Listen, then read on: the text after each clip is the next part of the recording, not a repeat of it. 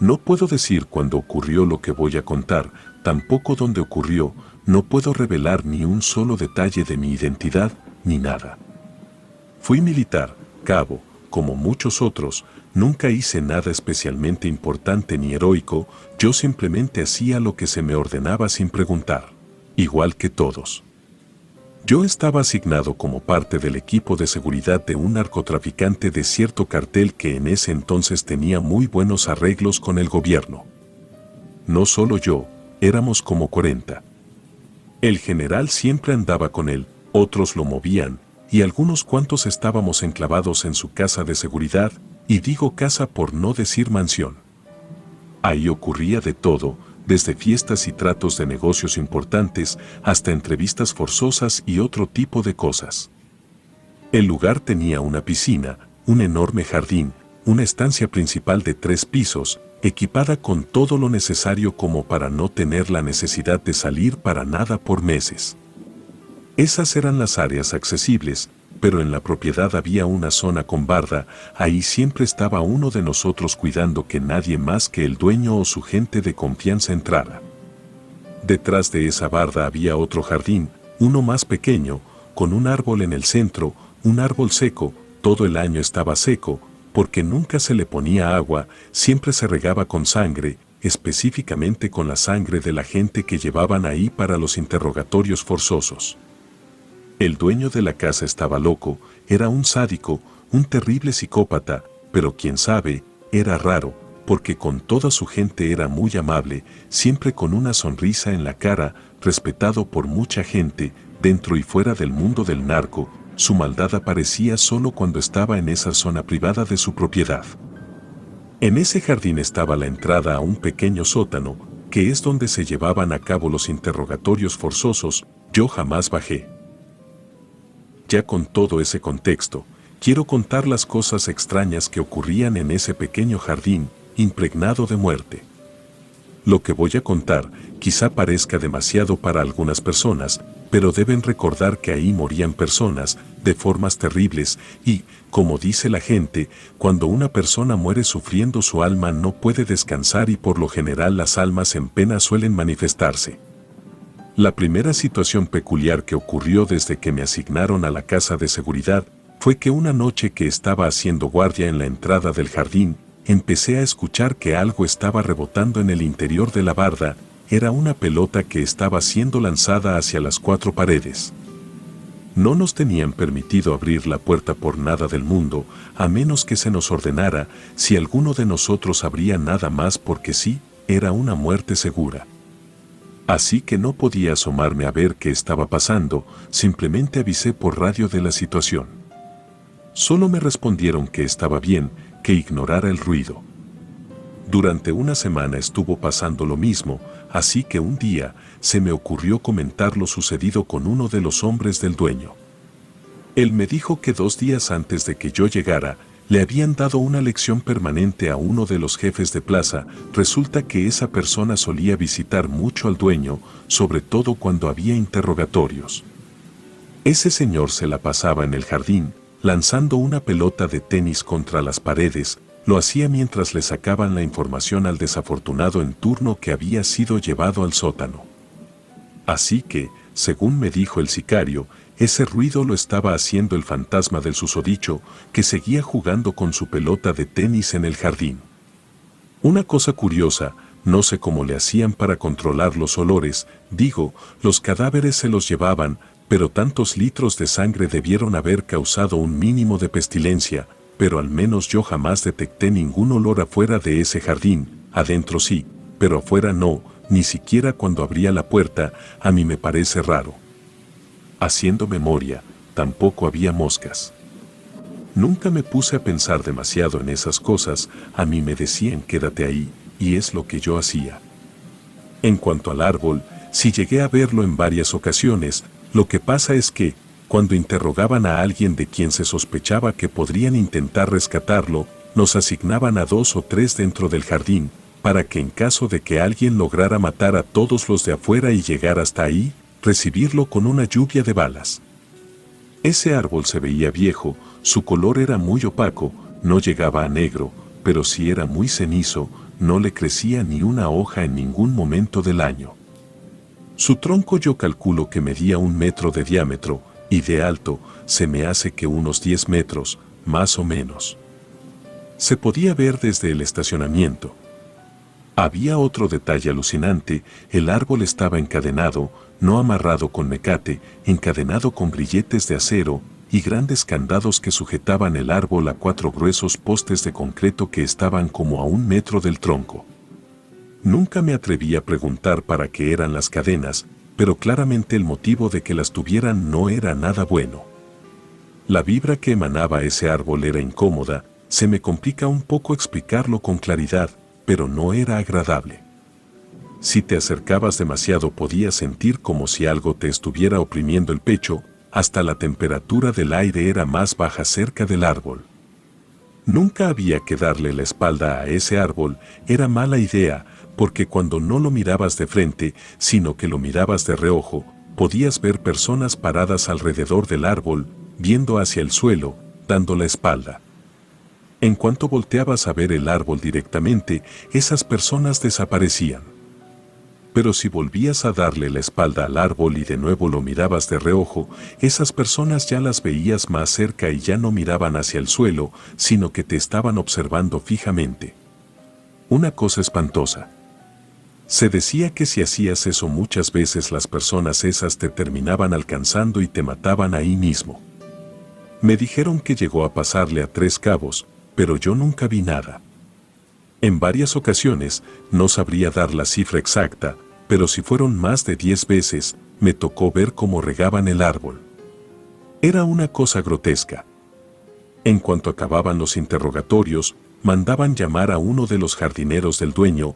Esa persona bajaba al sótano y luego subía con 1 o 2 galones llenos de la sangre del interrogado.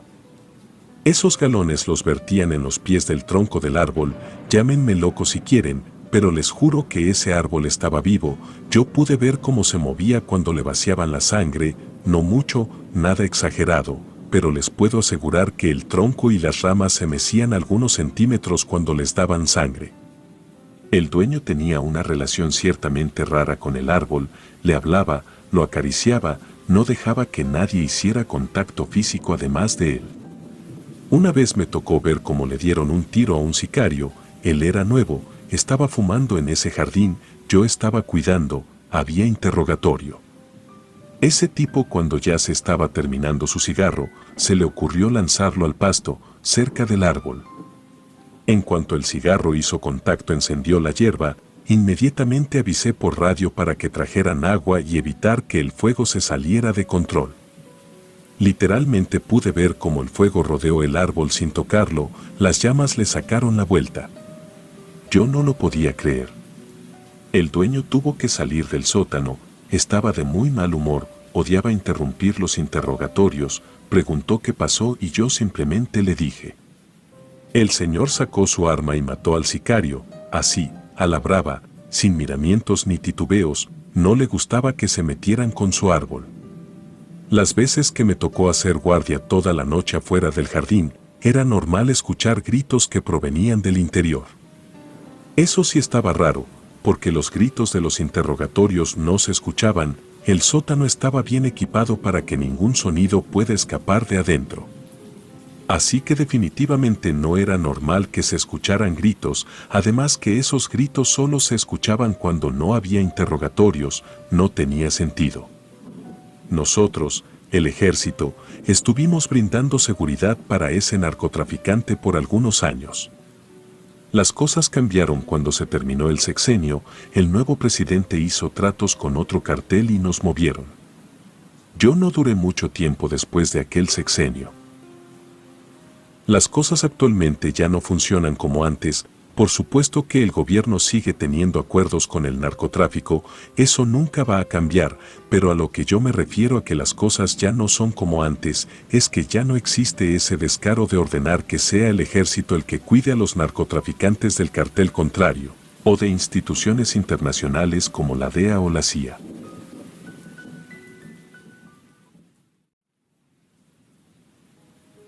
Soy un exmilitar, actualmente me dedico a la seguridad privada. Mi jefe es un empresario que vive en San Pedro, en Nuevo León. La verdad, yo no soy mucho de andar contando las cosas que viví en el ejército, porque sinceramente la mayoría no son nada agradables. Pero mi jefe tiene cierta fijación por escuchar relatos así de cosas paranormales y eso, él y yo platicamos poco, porque el señor no tiene mucho tiempo libre, pero siempre que lo hacemos me cuenta cosas así raras que le han pasado, con fantasmas, brujas y nahuales. Las únicas horas del día en las que no está trabajando es cuando está con sus hijos, es divorciado, y a sus hijos también les gustan todos los temas paranormales. Y fue precisamente uno de los hijos del Señor el que me hizo el comentario que estaría bien que yo contara la experiencia que tuve el último día que formé parte de las Fuerzas Armadas. Así que me animé a contar mi experiencia. Bueno, yo causé alta en el sexenio de Calderón. Lo hice porque yo tenía un par de amigos que ya eran militares y, en una ocasión que pude platicar con ellos, me comentaron que les habían subido el sueldo. Lo que me dijeron que les estaban pagando era más de lo que yo ganaba en donde trabajaba en aquel entonces, así que me enlisté ese mismo mes.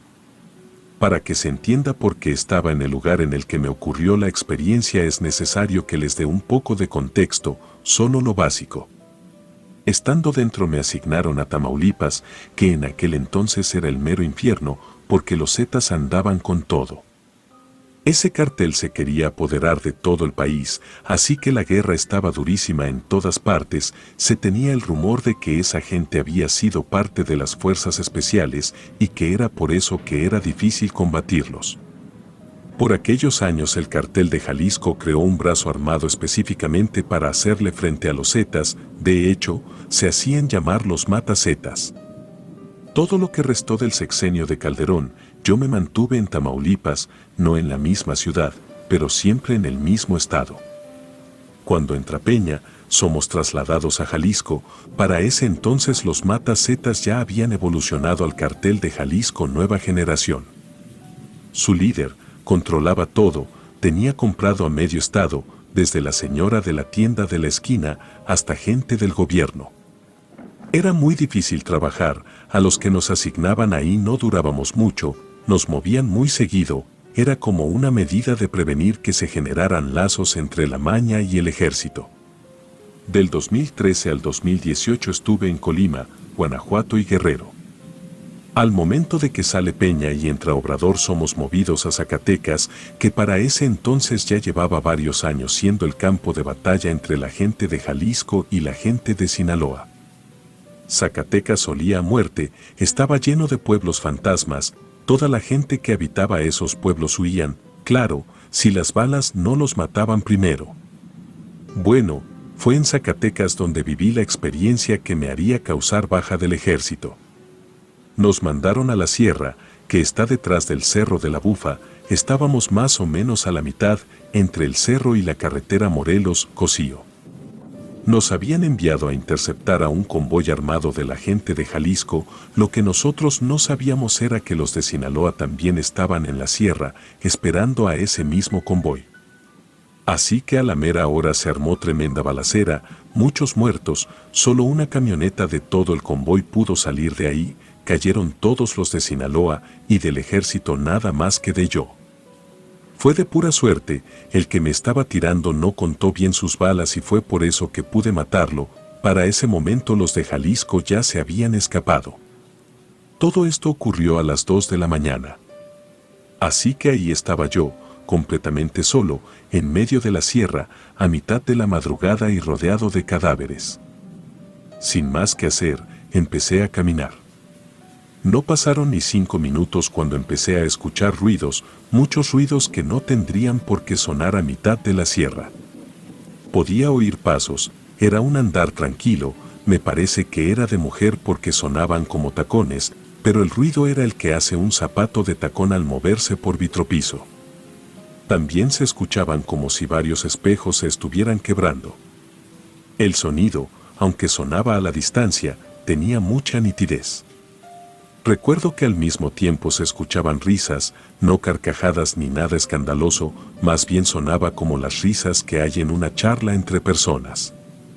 Y a pesar de que ninguno de esos ruidos parecía representar alguna amenaza, yo sentía miedo, no podía correr, ni tampoco podía acelerar el paso, porque durante el enfrentamiento, con tal de evitar ser alcanzado por una ráfaga de balas, me había movido de forma brusca hacia unas rocas y una de mis piernas golpeó contra una piedra con filo. Por supuesto que yo quería correr, pero no quería caerme y lastimarme más, así que simplemente seguí caminando al mismo ritmo. De pronto alguien me llamó por mi nombre. Eso me hizo detenerme de inmediato, no debería haber nadie ahí, así que no era posible que alguien me estuviera hablando. Me volvieron a llamar por mi nombre, era la voz de una mujer. No me atreví a voltear, simplemente giré un poco la cabeza y al ver de reojo noté que a escasos 3 metros detrás de mí estaba una mujer. No alcancé a notar ningún detalle en particular, ni rasgos, ni vestimenta, supe que era una mujer por la silueta, solo por eso. Volví la vista al frente y continué caminando, di unos 20 pasos y volví a mirar de reojo, la mujer estaba a la misma distancia, me estaba siguiendo, avanzaba a la misma velocidad que yo lo hacía. Pero algo en la mujer había cambiado, ahora sí podía notar un par de rasgos en su rostro, era oscuro y creo que tenía cuernos. Fue tal la impresión que me llevé, que casi se me corta la respiración, las piernas me temblaron un poco, pasé saliva y hasta sentí caliente la frente. Me mantuve firme y continué mi camino, sabiendo que esa horrible cosa seguía detrás de mí, temiendo que en cualquier momento pudiera ser atacado. Entonces otro sonido comenzó a sonar, era el cascabel de una serpiente, sonaba muy rápido y muy fuerte, me estaba aturdiendo. Al cascabel se le sumaron un montón de lamentos, aullidos y otros sonidos inentendibles, hasta podía escuchar como si un río corriera bajo mis pies, creí que iba a enloquecer. La mujer volvió a llamarme por mi nombre. Ya no pude controlar aquella situación y decidí voltear, nunca he podido sacarme de la mente lo que vi al girarme. Ahí estaba la mujer, con ropas celestes, cabello a los hombros, de estatura promedio, sus rasgos faciales eran inhumanos. Sus ojos tenían una forma casi recta en la parte de arriba, su frente era prominente y sus pómulos abultados, tenía la barbilla puntiaguda. Ella era muy delgada, demasiado diría yo, toda su piel era oscura con manchas más oscuras, así estaba en pies, brazos, cuello y cara. Estaba descalza, sus dedos, de pies y manos estaban torcidos, atrofiados. Además, sus piernas y brazos parecían estar dislocados. Era una criatura horrible, y si tuve la desgracia de alcanzar a ver tantos detalles fue porque el cielo estaba completamente despejado y la luna brillaba con fuerza. Los ojos de aquella cosa eran profundamente negros y su pupila brillaba igualito que los ojos de un gato o una serpiente. Yo estaba petrificado, sentí como el tiempo se detuvo, esperé que el monstruo hiciera cualquier cosa, pero nada pasó, así que, sin retirar mi vista de la extraña mujer, empecé a dar pasos hacia atrás. Cuando se me ocurría voltear un poco para cuidar de no tropezar con las rocas, aquella empezaba a avanzar, se detenía cuando volvía mi mirada hacia ella. Seguí avanzando hasta que la perdí de vista, entonces me sentí seguro de girarme y empezar a correr, lo hice hasta llegar a la carretera. No porté el uniforme ni un día más, me di de baja inmediatamente. Aquello había sido demasiado para mí. El simple hecho de quitarle la vida a una persona es algo que te cambia por dentro, algo se rompe dentro de ti. Yo ni siquiera recuerdo cuántas personas llegué a matar, criminales por supuesto, pero aún así eran personas, yo perdí la cuenta después de llegar a 100. Pero en aquella ocasión, en la sierra de Zacatecas, 6 de los que iban conmigo eran mis amigos y a todos los vi caer sin vida. Lo que pasó con la horrible mujer con rasgos de serpiente fue la gota que derramó el vaso. Cuando me entrevisté con mi jefe me preguntó cuál había sido la causa de mi baja del ejército y tuve que contarle esta historia. Al principio no me creyó, pero por suerte yo tenía suficiente experiencia como para quedarme con el trabajo. Un día cualquiera, varios meses después, el Señor me pidió que le contara mi historia a sus hijos, ahí fue que él por fin me creyó, porque repetí todo exactamente igual, palabra por palabra, tal como se lo había contado a él, que es justo lo que les acabo de relatar. Relatos escritos y adaptados por Ramiro Contreras.